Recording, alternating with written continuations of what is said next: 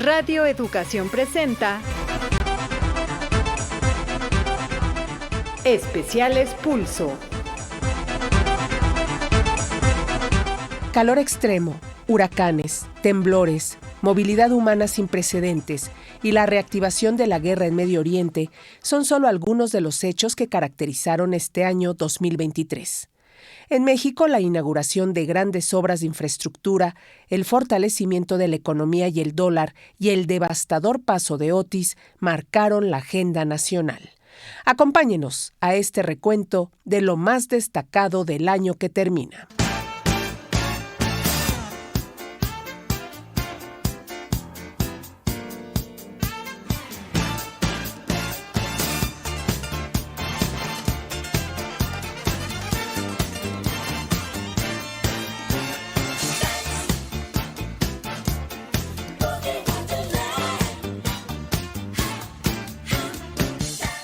Fred White, 1955-2023.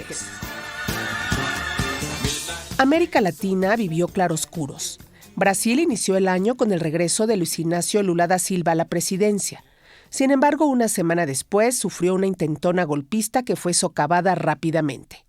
Mientras que en Argentina, el peronismo no pudo parar el estridentismo de Javier Milei, quien con un discurso de libertad y privatizaciones ganó el gobierno con una cómoda mayoría. Josefina Mulato nos platica.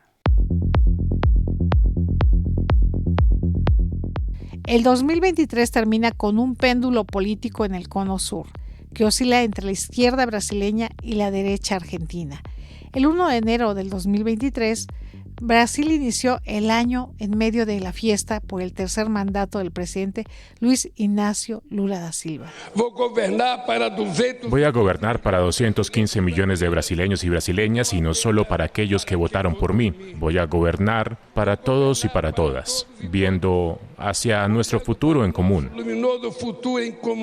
7 días después, los seguidores del expresidente Jair Bolsonaro atacaron la sede de los tres poderes en Brasilia, argumentando fraude y pidiendo la renuncia de Lula. No creemos que las elecciones hayan sido democráticas. Hay indicios de fraude. Hubo corrupción. Esta sonada bolsonarista fue condenada por el presidente Lula y lo llevó a encarar alianzas con otras fuerzas políticas para gobernar. Como verdaderos vándalos. Estos son los verdaderos vándalos, destruyendo todo a su paso. Nós achamos que houve falta de segurança. Creemos que hubo falta de seguridad y quiero decirle a todas esas personas que serán encontrados y castigados. Serão encontradas y serán punidas.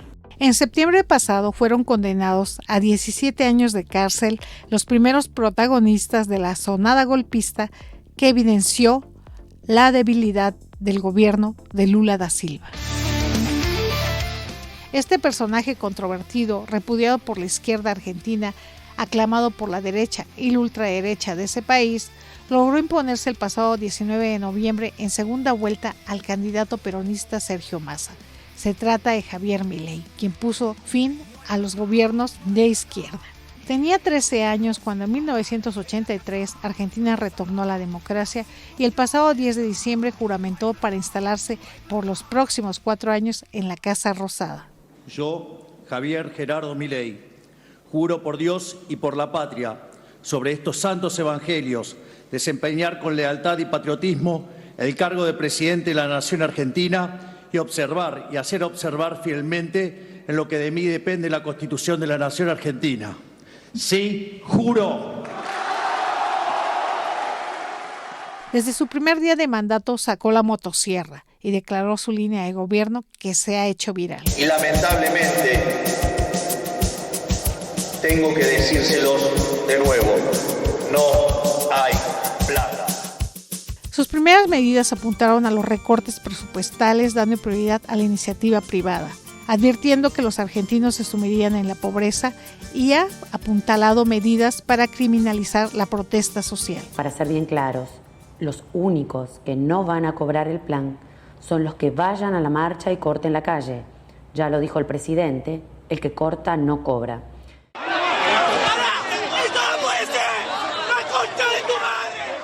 Sin embargo, la resiliencia de los argentinos los llevó a las calles para protagonizar la primera protesta masiva contra Milei, justo el día en que presentó su decreto nacional de urgencia que libera la economía. Pero por la vista ahora se complica, vamos a ajustarnos y a brindar con agua, para los fideos con tuco y portaligas no hay plata. Ahora el Congreso argentino deberá ser el fiel de la balanza si se quiere proteger al pueblo de la política arrasadora en materia económica, de derechos humanos y de seguridad social del gobierno ultraderechista.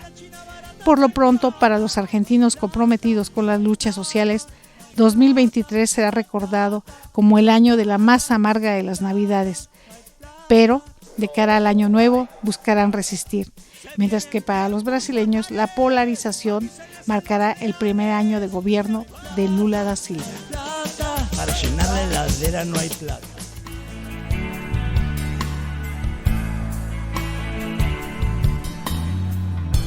Levava uma vida sossegada,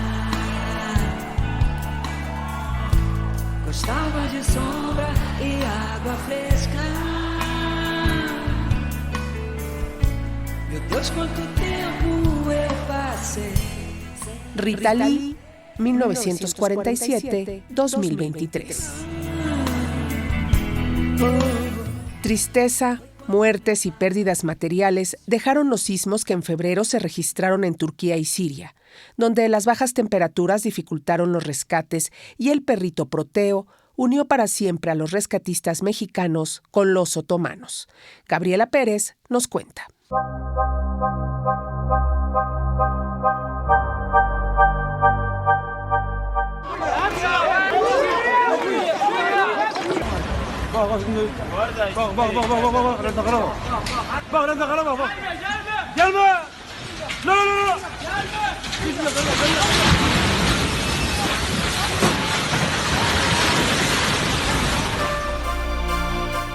Estos son los sonidos que durante 2023 se escucharon en naciones como Turquía, Siria y Marruecos, luego de los sismos de 7,8 y 6,8 grados registrados en febrero y septiembre respectivamente y que dejaron miles de muertos y cuantiosos daños materiales.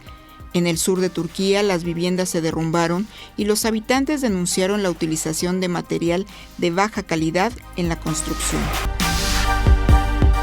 Expertos integrados en el Colegio de Ingenieros Civiles de Adana, una de las ciudades más afectadas por el movimiento telúrico, aseguraron que el gobierno autorizó la construcción de edificios irregulares con alturas fuera de lo establecido por las normas oficiales.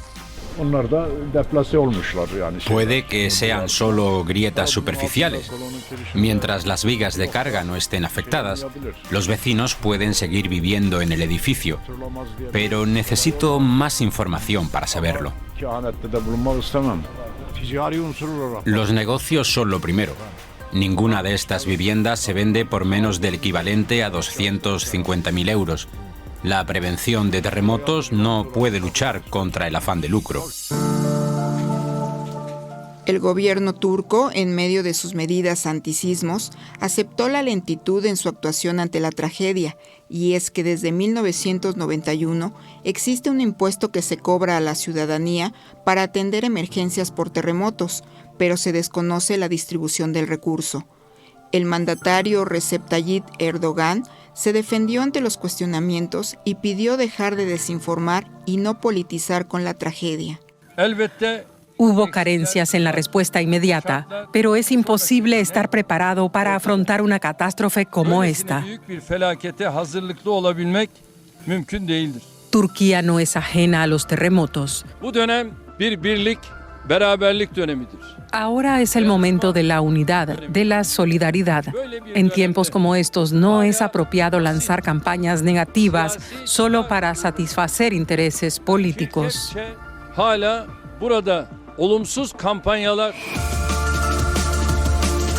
Siria, por otro lado, también enfrentó las consecuencias del sismo que impactó 10 de sus provincias. Ante estos movimientos telúricos, el secretario general de la ONU, Antonio Guterres, hizo referencia a la decisión de un grupo de expertos de adelantar el reloj del apocalipsis, que mide la proximidad de la humanidad a su autodestrucción.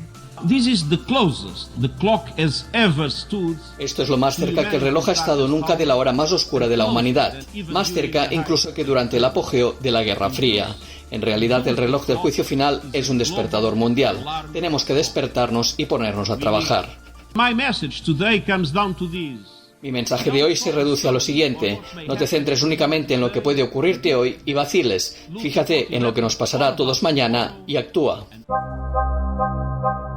En Marruecos la situación no fue diferente, tras el terremoto de 6,8 grados, con epicentro en la ciudad turística y centro económico Marrakech, donde se localizan las principales mezquitas y una arquitectura cosmopolita única.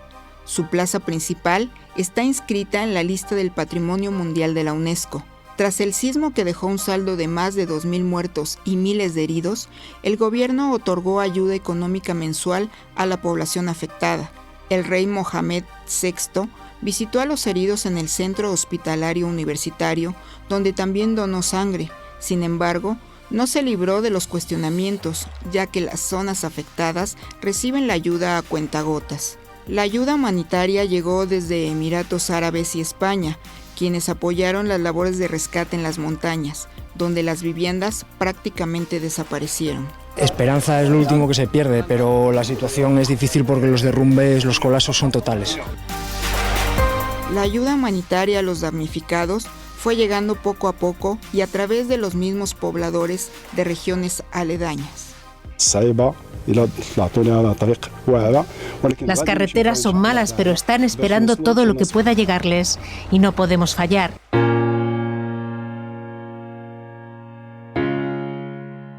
Y mientras en el mundo el espíritu es de alegría por la celebración de la Navidad y el fin de año, para los damnificados de Turquía, Siria y Marruecos, el 2023 fue un año que marcó sus vidas por la tragedia.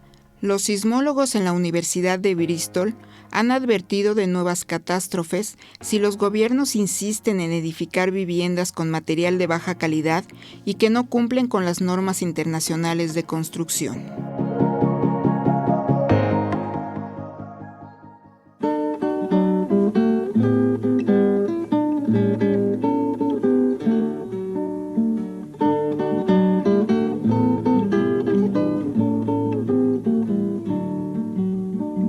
Down the way where the nights are gay and the sun shines daily on the mountain top, I took a trip on a sailing ship, and when I reached Jamaica I made a stop, but I'm sad to say I'm on my way. Harry Belafonte, 1927-2023. La guerra entre Rusia y Ucrania cumplió un año. Y lejos de los reflectores del principio, las regiones en disputa enfrentan abandono, fatiga y recursos cada vez más condicionados por parte de las naciones que integran la OTAN. Elizabeth Montes nos da los detalles.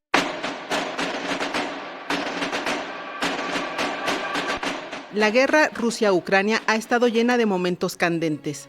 Desde la salida de Rusia del Tratado START hasta la orden de arresto contra el presidente ruso Vladimir Putin por crímenes de guerra, estos son los eventos clave que se registraron este 2023, justo a 2 meses de que el conflicto ruso-ucraniano cumpla 2 años.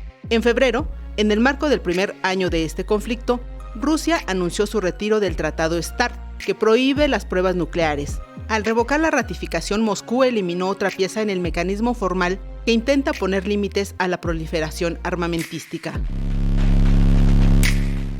En marzo, la Corte Penal Internacional de La Haya emitió una orden de arresto contra el presidente ruso Vladimir Putin, al acusarlo de ser responsable de crímenes de guerra en Ucrania, incluida la deportación ilegal de menores. Rusia ha negado repetidamente que sus fuerzas hayan cometido atrocidades en Ucrania.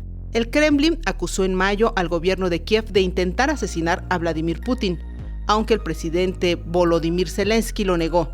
Moscú aseguró que sus fuerzas destruyeron 2 drones que iban dirigidos contra la sede de la presidencia rusa. En este mismo mes, el jefe del grupo Wagner, Yevgeny Prigozhin, anunció la retirada de sus mercenarios de Bakhmut, así como el traspaso de sus posiciones al ejército ruso. Если военным будет трудно, безусловно, мы оставим тех, кто имел основную роль в захвате Бахмута. A su vez, Kiev confirmó el repliegue de Wagner en los suburbios de la ciudad, situación que fue vista como una traición del grupo Wagner a Moscú. En julio, Rusia suspendió la iniciativa de cereales del Mar Negro. Sin su participación, ese proyecto mediado por Turquía deja de funcionar y Estados Unidos lamenta la decisión de Moscú, al tiempo que acusa la continua utilización de los alimentos como arma por parte del gobierno ruso, lo que perjudica a millones de personas vulnerables en todo el mundo. Solo 3% del grano que salió de Ucrania fue a parar a los países necesitados, reviró el canciller ruso Sergei Lavrov. Из украинских портов меньше 3% попало действительно в бедные страны, которые находятся в соответствующем списке Всемирной продовольственной программы. Это Эфиопия, Йемен, Афганистан, Судан, кстати сказать, и Сомали. Y en agosto, la noticia de la muerte del líder del grupo Wagner acaparó las primeras planas de los medios en todo el mundo.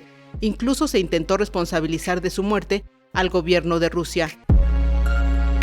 La tensión en el conflicto se mantiene y en la recta final de este 2023, el presidente de Ucrania, Volodymyr Zelensky, llegó el 11 de diciembre a Washington para sostener un encuentro en la Casa Blanca con su homólogo Joe Biden. Zelensky busca más apoyo financiero y militar por parte de Estados Unidos en un momento en que los republicanos bloquean un paquete de ayuda en el Congreso. El presidente ucraniano consideró como crucial ampliar más los fondos para la causa ucraniana y acelerar su integración a la comunidad europea y a la OTAN. It's crucial is keeping this unity together, a unity that serves the entire free world. And I thank America for new sanctions. And today we discussed Putin's further isolation and making him pay for his aggression. Por su parte, el presidente de Rusia, Vladimir Putin, también en este cierre de año, aseguró que pronto ganará la guerra y añadió que no habrá paz en Ucrania hasta que Rusia alcance sus objetivos, los cuales no han cambiado desde que comenzó la llamada Operación Militar Especial y que son desnazificar y desmilitarizar a su vecino país eslavo, así como obtener garantías de su estatus neutral, afirmó el presidente Vladimir Putin al considerar que Rusia no puede canjear su soberanía por regalos pequeños o insignificantes. Россия не может, как некоторые страны, в обмен на колбасу отдать свой суверенитет и стать чьим-то сателлитом. Sandra Canetti, profesora e investigadora del Centro de Relaciones Internacionales de la UNAM, ofrece un panorama general sobre lo que ha traído el conflicto ruso-ucraniano. Frente a lo que para algunos podría significar cuantiosas ganancias, la guerra entre Rusia, Ucrania y Occidente ha significado para otros tantos, sin embargo, enormes pérdidas, muchas de ellas irreparables, que van, por supuesto, desde el fallecimiento de seres humanos, en donde se cuentan niños y niñas, hasta el socavamiento de la vida económica y la parálisis de la vida social de millones. Al final, lo que muestra este, como otros de los cientos territorios de conflictos armados que hay en el mundo, es que la lucha por el poder a través de la militarización se vuelve un imperativo del funcionamiento del sistema, sin importar los altos costos que ello signifique para gran parte del mundo.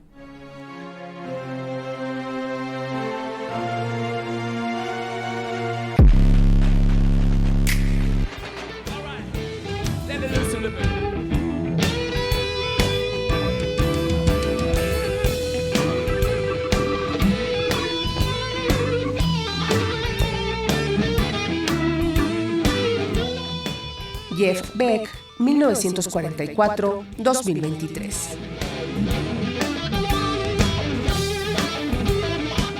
México inició el año con bajas expectativas en materia económica, pero con el pasar de los meses los indicadores de crecimiento, inversión y tipo de cambio fueron destacando respecto a lo que se había proyectado. Aida Aguilar tiene el reporte.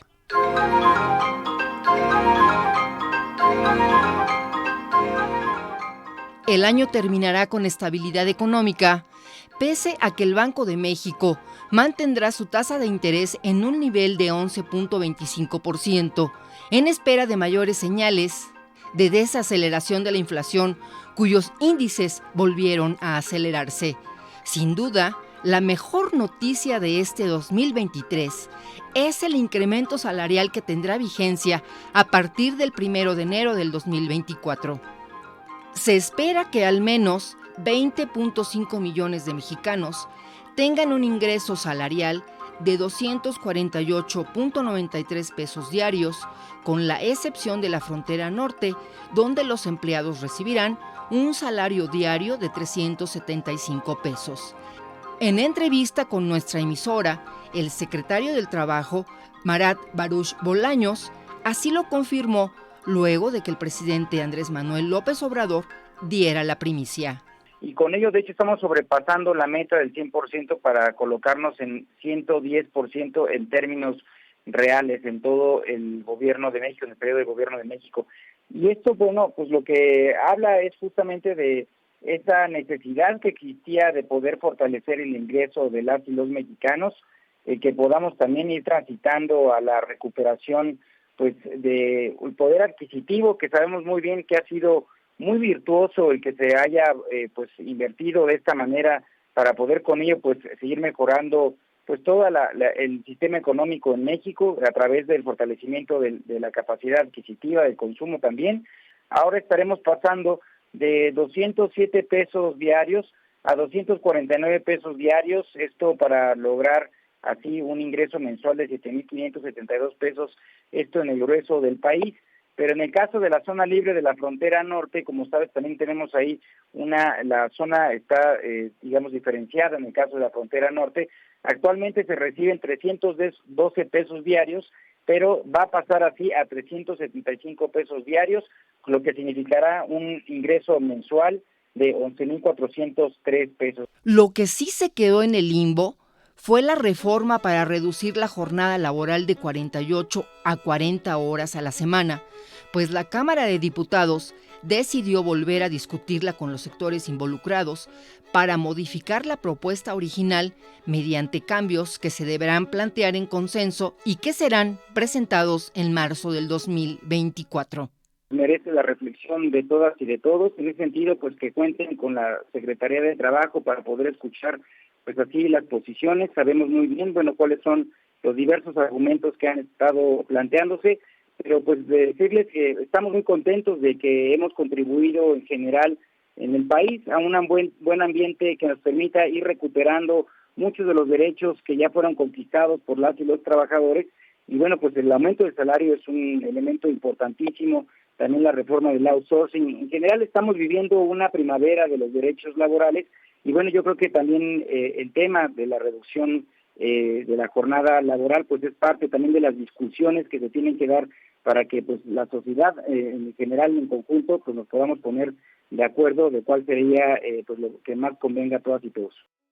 Escuchábamos al secretario del Trabajo y Previsión Social, Marat Baruch Bolaños López.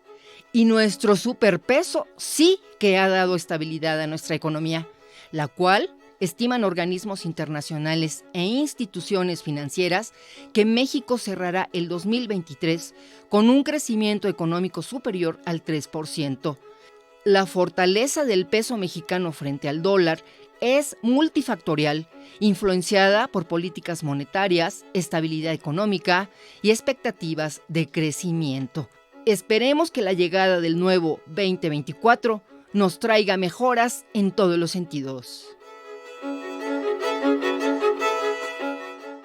Va el pastor con su rebaño al despuntar la mañana, bajando por el sendero de la sierra la pradera.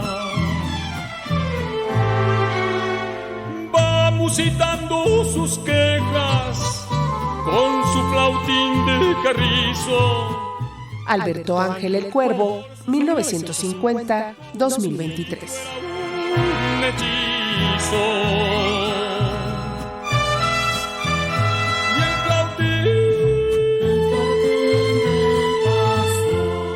Las sorpresas continuaron por América Latina.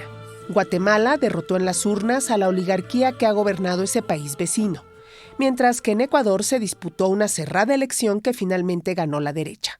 Josefina Mulato nos da los detalles de estos procesos electorales.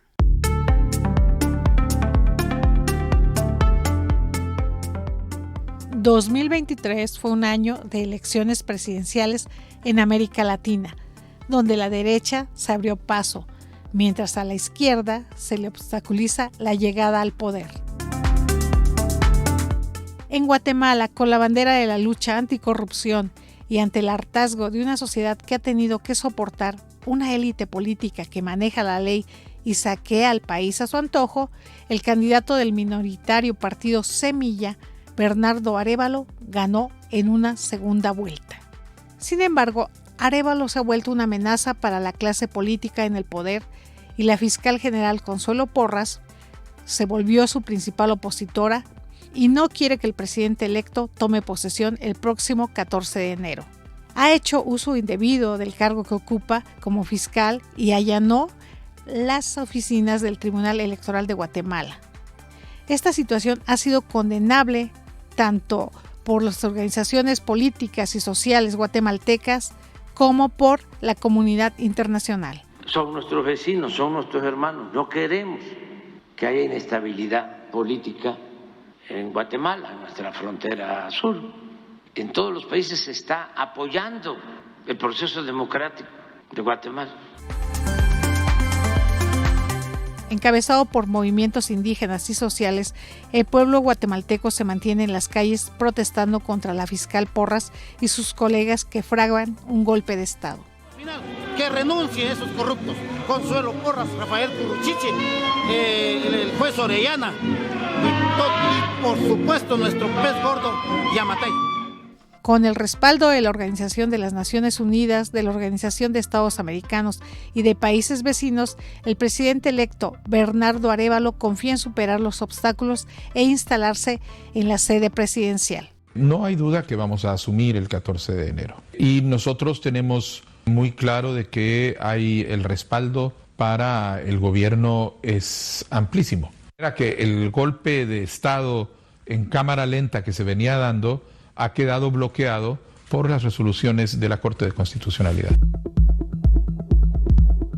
Una situación diferente se vive en Ecuador, donde la derecha desplazó nuevamente a la corriente del expresidente Rafael Correa y obtuvo la presidencia con su candidato Daniel Noboa, de 35 años de edad, quien tomó posesión el 23 de noviembre. El Ecuador ha pasado por tiempos muy difíciles, retos económicos, de seguridad y la muerte, la real y la política.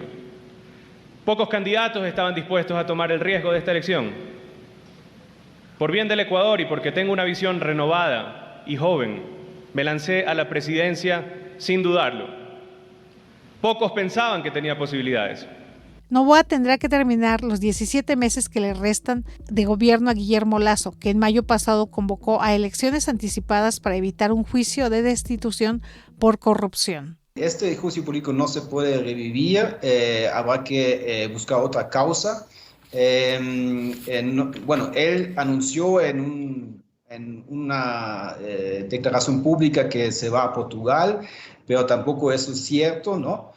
También anunció que su partido, o él, no se sabe bien, se va a presentar en las próximas elecciones en 2025, pero lo que sí es cierto que la imagen del presidente Guillermo Lasso, expresidente Guillermo Lasso, está bastante mal.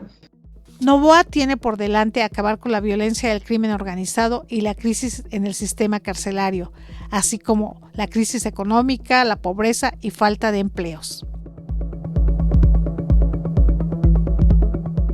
2023 termina y se abre un compás de espera en Guatemala de cara al 14 de enero del 2024, mientras que en Ecuador el mandatario más joven que ha tenido ese país ya sueña con buscar la reelección en el 2025, pese a tener poco respaldo en el Congreso.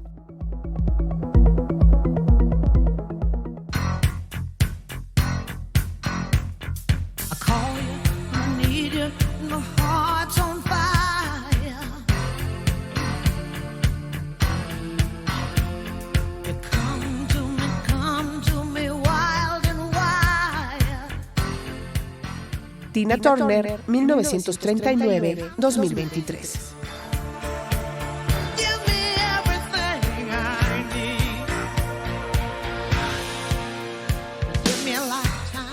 ...2023 se perfila para ser el año más caliente de los últimos tiempos. Las alertas se encienden ante la velocidad con la que se están cumpliendo los pronósticos catastróficos del cambio climático.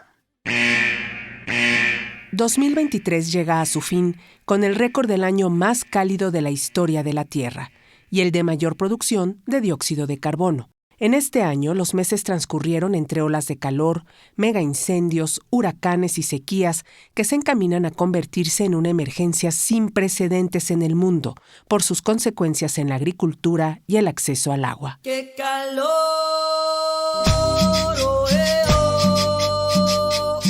¡Qué calor que tengo yo! La Organización Meteorológica Mundial ha reportado que los últimos 9 años han sido los más cálidos de los que se tiene constancia, y cada año sube más la temperatura. Este calentamiento ha ido acompañado también del aumento de emisiones contaminantes causantes del efecto invernadero. El secretario general de la ONU, Antonio Guterres, advirtió que la era del calentamiento global ha terminado para darle paso a la ebullición global. For the entire planet, it is a disaster. Para todo el planeta es un desastre, y para los científicos es inequívoco. Los humanos tienen la culpa. Todo esto es totalmente consistente con las predicciones y repetidas advertencias. La única sorpresa es la velocidad del cambio. El cambio climático está aquí. Es aterrador y es solo el inicio. La era del calentamiento global ha terminado y la era de la ebullición global ha llegado. El aire es irrespirable y el calor es insoportable. ¡Qué calor, qué calor! Oh, oh. Las consecuencias de este calor extremo se reflejaron en los incendios que sufrió Canadá. Pero los incendios llegaron también a Europa y arrasaron 500,000 hectáreas en zonas completas de Grecia, España, Portugal, Italia y Turquía. Tras los incendios llegaron los huracanes y monzones que inundaron regiones completas dejando desplazados, muertes y pérdidas de cosechas. Países como Madagascar, Malawi, Mozambique, Bangladesh, China, Filipinas, Nueva Zelanda o Libia sufrieron los estragos de los vientos huracanados. En Libia, el paso del ciclón Daniel en septiembre dejó más de 4,200 fallecidos y 10,000 personas desaparecidas. Siguen emitiendo gases de efecto invernadero. En Centroamérica la naturaleza ya se empezó a dañar. Se derriten los polos y aumenta el nivel del mar. En México, el paso del huracán Otis tocó la costa de Acapulco en categoría 5, lo que provocó daños millonarios a la infraestructura y al menos 43 personas muertas y 36 desaparecidas. Aunado a estos fenómenos climatológicos, la industria y las urbanizaciones lanzaron a la atmósfera 40,900 millones de toneladas de dióxido de carbono, según la organización Global Carbon Project. Y aunque nuevamente se realizó la Convención de la ONU sobre el Cambio Climático, la COP, para analizar el futuro del planeta, los avances para detener la generación del CO2 siguen siendo muy limitados. Escuchemos al ambientalista Raúl Bennett. Entre los temas que están pendientes y sigue siendo urgente el acuerdo, pues es precisamente un acuerdo para establecer una ruta para eliminar definitivamente los combustibles fósiles. También está pendiente que quede claro que la transición solo ocurrirá a tiempo, reemplazando los combustibles fósiles con energías limpias en los próximos pocos años.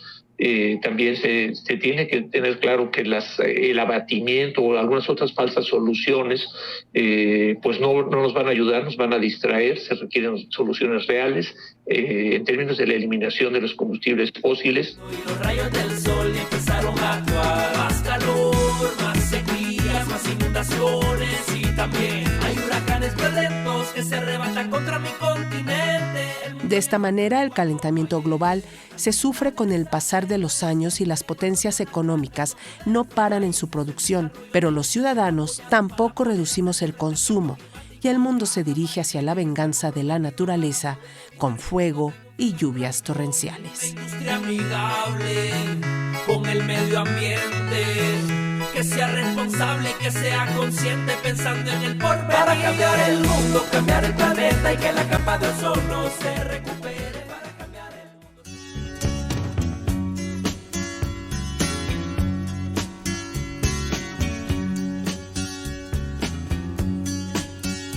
I can see her lying back in her satin dress, in a room where you do what you don't confess.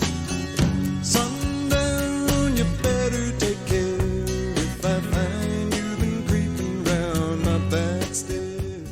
Gordon Lightfoot, 1938-2023.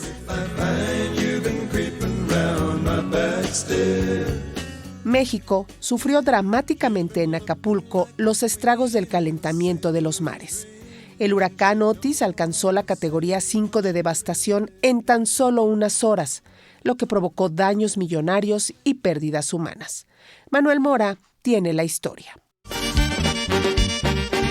Unos dicen fue huracán, otros dicen fue tornado. Lo que sí es cierto, señores, que mucho daño ha dejado. Algo que marcó este 2023 en México, sin duda, fue el poderoso huracán Otis que azotó las costas del puerto de Acapulco el pasado 24 de octubre y arrasó a su paso con hoteles, hogares, centros comerciales, carreteras y miles de postes de luz. Se trató de un ciclón que en un principio se pensaba sería de dimensiones reducidas, por lo cual se subestimaron sus efectos, pero su extraordinaria potencia y capacidad destructiva dejó consecuencias graves en Acapulco y Coyuca de Benítez principalmente, con la pérdida de 47 vidas, millones de damnificados y un número indeterminado de desaparecidos. Así explicó Rosa Isela Rodríguez, titular de la Secretaría de Seguridad Pública Federal, la evolución del fenómeno. Pasó de tormenta tropical a categoría 5, la máxima en la escala Saffir-Simpson, es decir, que de vientos de 64 kilómetros por hora creció a 270 kilómetros por hora. De acuerdo con el CENAPRED, los modelos de pronósticos internacionales no preveían en un inicio que el huracán evolucionara como lo hizo, mucho menos que afectara al puerto de Acapulco. Lo que ocurrió el martes 24 fue algo atípico y un escenario poco probable. Se rompió el récord histórico de intensificación en México, que era de 24 horas, con el huracán Patricia en 2015.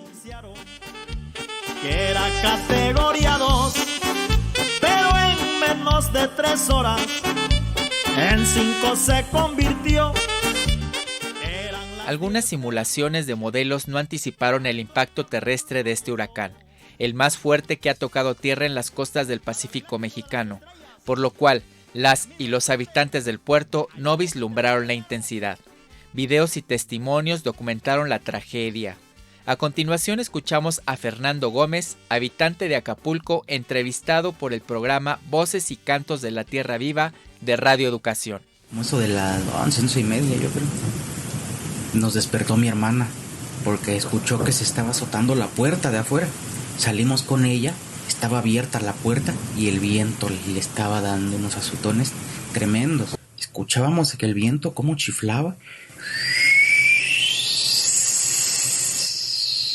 Se escuchaba la intensidad del aire. Ya para esto ya el agua se estaba metiendo más hacia adentro. Llegó el punto en el que fue algo incontrolable.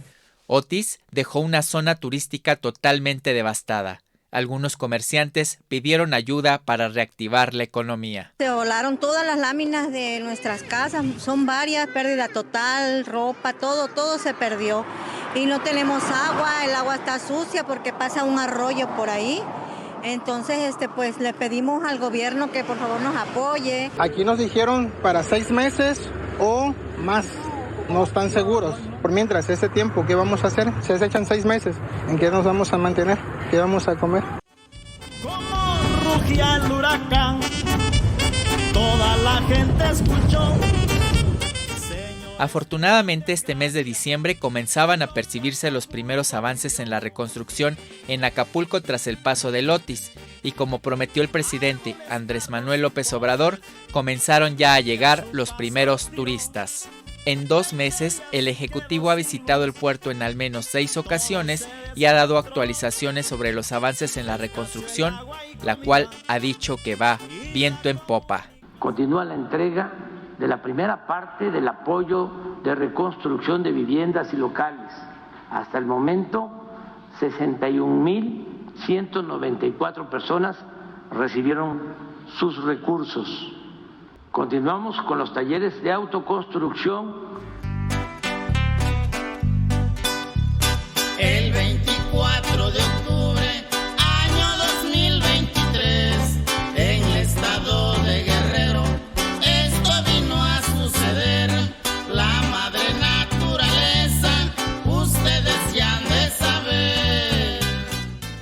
Otis deja una reflexión sobre el cambio climático y la frecuencia en que en un futuro se presentarán estos fenómenos. La reconstrucción en Acapulco se estima en 270,000 millones de pesos y podría concluir hasta en 2 años.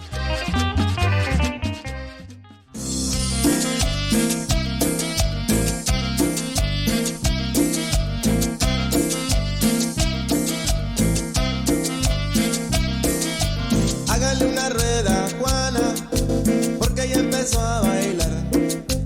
Esa morena cubana nos va a hacer hasta sudar.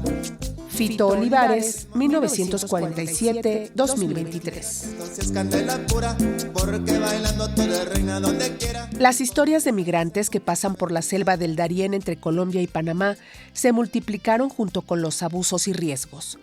Nunca antes se habían registrado tantos flujos migratorios de familias enteras, niños y niñas sin compañía que buscan llegar a los Estados Unidos. Ángeles Hernández nos cuenta.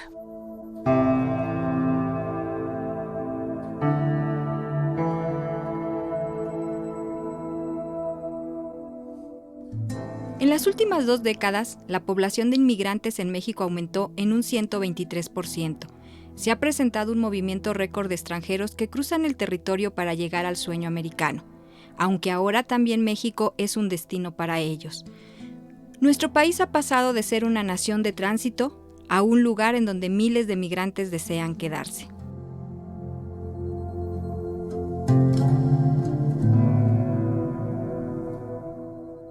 Alicia Bárcena, secretaria de Relaciones Exteriores durante su participación en la Asamblea de la Organización de las Naciones Unidas, reconoció que 6,000 migrantes ingresan diariamente a México por la frontera entre Guatemala y Chiapas, mientras que 8,000 llegan a la frontera de México y Estados Unidos.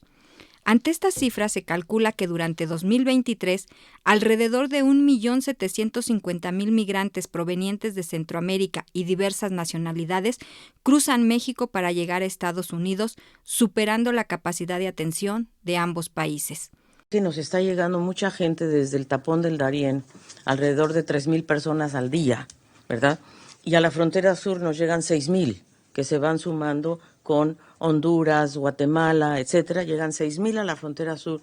Y a la frontera norte están llegando 8,000. Entonces esto rebasa cualquier capacidad, por más que México quiera hacer un buen trabajo. En Tapachula, sobre todo, tenemos un centro que se llama Comar, que es muy importante, que es un centro que procesa solicitudes de refugio, aunque también hay una capacidad rebasada. Las causas profundas de esta crisis migratoria que se vive son la pobreza, la violencia, la falta de trabajo en la región. Pero me fui pa' la frontera y espérense que ahora es que comienza mi odisea. El fenómeno migratorio se ha recrudecido.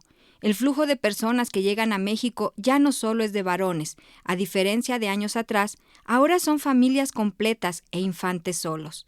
El dato es preocupante. Este último sector representa el 30% de la población migrante. Y pese a que la frontera sur de Estados Unidos es considerada el cruce terrestre más mortal del mundo debido a sus múltiples rutas migratorias, y a pesar del endurecimiento de la vigilancia estadounidense, las personas en movilidad que intentan llegar a esa nación no cesan en su intento. Aquí en México se organizan miles de ellos en caravanas para trazar su camino al norte. Irineo Mujica, director de la organización Pueblos Sin Fronteras, es quien organiza las caravanas para proteger a los migrantes. Esperemos que esta caravana sea igual de pacífica que las otras. Estamos pidiendo bien claro un paso, una oportunidad, porque en Tapachula no se puede morir.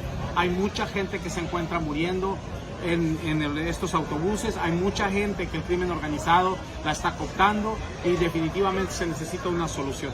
Pero una solución que conlleve a desaglomerar un poco la ciudad de Tapachula, especialmente porque hay otros lugares donde se necesita la mano de obra, donde se puede esperar, donde se puede aplicar. Y para cerrar este 2023, el gobernador de Texas, Greg Abbott, firmó 3 leyes encaminadas a frenar la inmigración irregular, una de ellas enfocada directamente contra quienes ingresen sin permiso al territorio estatal.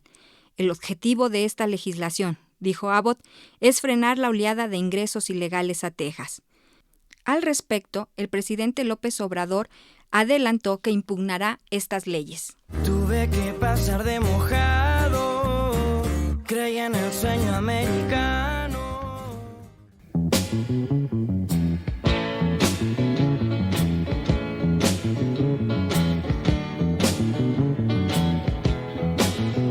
I wonder how many times you've been had, and I wonder how many plans have gone bad. Sixto Rodríguez, Sugar Man, 1942-2023. Do you know who'll be next? I wonder. La herida abierta que simboliza Palestina derrama sangre y dolor. A 2 meses de haberse reanudado la guerra en Medio Oriente, más de 20,000 palestinos han muerto e Israel rechaza cualquier cese al fuego pese a la condena internacional. Eliud Hernández nos cuenta la historia.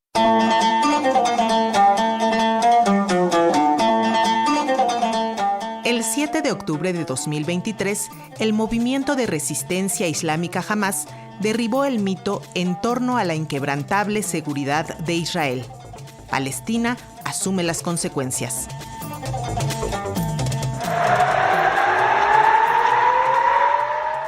Es el sonido de las sirenas que alertan a la población israelí de ataques con cohetes. Sin embargo, el sábado 7 de octubre de 2023, esa y todas las alertas resultaron insuficientes ante el ataque de las brigadas de Al-Qassam. El brazo armado del grupo extremista Hamás incursionó en kibutz del sur de Israel y en una fiesta rave que se llevaba a cabo en el desierto aledaño a la Franja de Gaza. Su objetivo, matar y secuestrar civiles. Lo que parecía una escalada más de la violencia habitual desde la ocupación israelí de la Franja de Gaza y Cisjordania en 1948, se tornó en alerta de guerra. El diluvio de Al-Aqsa estaba en marcha. El domo de hierro o escudo antimisiles y la inteligencia israelí interna, conocida como Shin Bet, y el Mossad, el Servicio Exterior de Inteligencia, fueron vulnerados por la nueva generación de milicianos formados en la cárcel al aire libre más grande del mundo, Palestina. El primer ministro de Israel, Benjamín Netanyahu, estableció un gabinete para tiempos de guerra. Así lo dijo. Israel no aceptará el cese de hostilidades con Hamás después de los horribles atentados del 7 de octubre. Los llamamientos al alto al fuego son llamados a Israel para que se rinda ante Hamás, para que ceda ante el terrorismo, que se doblegue ante la barbarie. Esto no sucederá. Señoras y señores, la Biblia dice que hay tiempo de paz y tiempo de guerra. Este es el tiempo de guerra, una guerra por nuestro futuro común.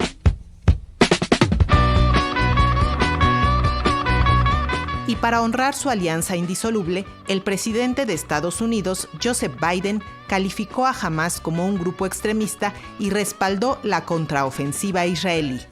Hay momentos en la vida cuando gente diabólica es liberada en el mundo. El pueblo de Israel ha vivido este momento durante los últimos días. Las manos ensangrentadas de este grupo terrorista, Hamás. En cuestión de horas, en redes sociodigitales, se viralizó el video del secuestro y exhibición de la joven Shani Luke, alemana israelí, de 23 años y pareja del mexicano Orión Hernández, quienes estaban entre las más de 200 personas secuestradas. Hamás dijo que mataría a un rehén por cada bombardeo. Al drama del rapto se sumó el de las familias atrapadas en Tierra Santa por la cancelación de vuelos comerciales y, por supuesto, el castigo ejemplar contra la población palestina.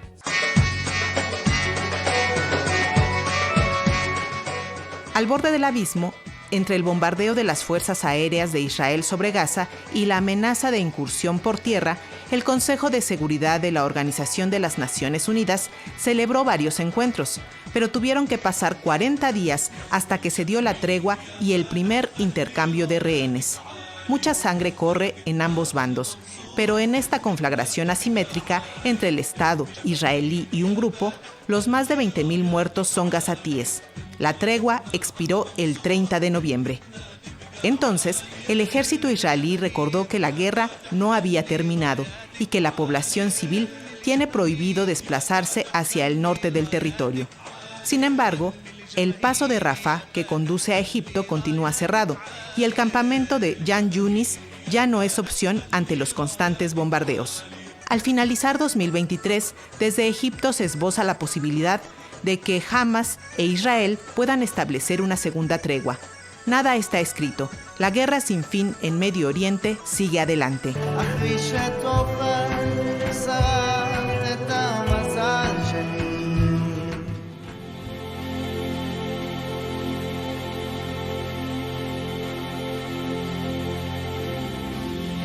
It's been 7 hours and 15 days since you took your love away.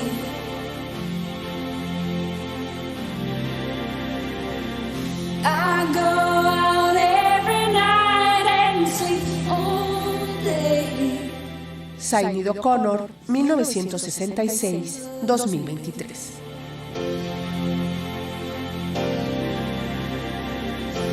Since you've been gone, I can do whatever I want. Y México cierra el 2023 viajando en tren, ya que finalmente se concretaron 2 proyectos ferroviarios del gobierno de Andrés Manuel López Obrador. Ana Aguirre da el silbatazo. El presidente de México, Andrés Manuel López Obrador, desde su campaña como candidato a la presidencia del país, realizó distintas promesas, de entre las que destacaron varios megaproyectos de infraestructura, como la construcción del Tren Maya y del Tren Interoceánico. Sin embargo, el Tren Maya es probablemente el proyecto más emblemático de este sexenio. Para la construcción de los cerca de 1.500 kilómetros de vías férreas, el gobierno va a haber invertido alrededor de 515,000 millones de pesos al cierre de 2024, el triple de lo proyectado inicialmente. El secretario de Hacienda, Rogelio Martínez de la O, atribuyó este aumento a que durante la construcción han tenido que desviar el tren en varias ocasiones al encontrarse con obstáculos que resolver, físicos y de naturaleza. Y no solo esos. Esta emblemática obra se ha encontrado con otro tipo de obstáculos, miles de críticas y cuestionamientos, no solo por el aumento de su financiamiento, sino también por haber sido el ejército el encargado de su construcción y por el impacto ecológico que podría haber causado a nivel ambiental. Aquí algunas voces. Pues mira, ya empezamos a ver interrupción de corredores biológicos, preocupados por la contaminación del acuífero y bueno, las rutas de desplazamiento de animales como el jaguar o como los primates. Aquí en estas selvas tenemos muchas especies de fauna silvestre que se verán afectadas. Si ustedes recorren en este momento, por ejemplo, por carretera Villahermosa a Mérida, por la ruta que tomen, la cantidad de vehículos de carga muy pesados, el volumen es impresionante realmente. Y es la manera más ineficiente y cara de mover todo ese volumen de bienes que necesita el sureste. Si logramos un tren que transporte de manera más eficiente, segura y económica a turismo, pobladores y carga, no le pido absolutamente nada más. Pese a todo lo anterior, el pasado 15 de diciembre, finalmente se inauguró el primer tramo de esta mega obra, que desde la otra visión busca interconectar la región del sureste, liberar carga vehicular en las carreteras y reducir emisiones contaminantes, atraer turistas y detonar la economía peninsular a partir de un ordenamiento territorial. Soy el artesano de Chichén Itzá y estamos muy orgullosos de que el turismo va a llegar más en este año próximo, porque va a traer más beneficios para lo que es el pueblo. Bueno, eso se espera, es la promesa del presidente, entonces esperamos que así sea, ¿no? Por otro lado, el viernes 22 de diciembre, el presidente López Obrador inauguró el tren interoceánico de pasajeros de Salina Cruz, Oaxaca, a Coatzacoalcos, Veracruz, tramo que adelante tomará ruta para llegar a Palenque y ahí unirse al Tren Maya. Durante la inauguración de esta obra ferroviaria que cruza del Océano Pacífico al Golfo de México, el presidente López Obrador hizo especial hincapié en que la obra no quiere competir con el Canal de Panamá, sino reclamar la cuota de México en el comercio intercontinental entre Asia y Europa, pues este ferrocarril llevará trenes de pasajeros y también mercancías. De esta forma, regresa la operación de trenes de pasajeros al reactivarse 7 rutas que conectarán más de 10 estados de la República Mexicana y que actualmente son solo para carga. Este año 2023 que se acaba, pasará a la historia con la inauguración del Tren Maya y del Tren Interoceánico como el inicio de la revitalización del sistema ferroviario en México.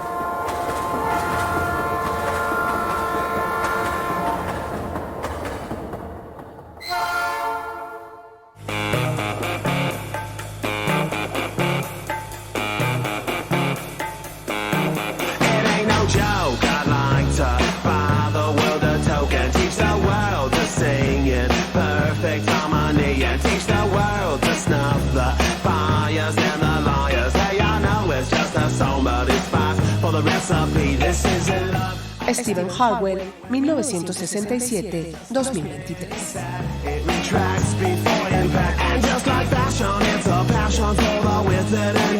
Participamos en este programa especial Aida Aguilar, Ana Aguirre, Ángeles Hernández, Eliud Hernández, Elizabeth Montes, Manuel Mora, Josefina Mulato y Gabriela Pérez.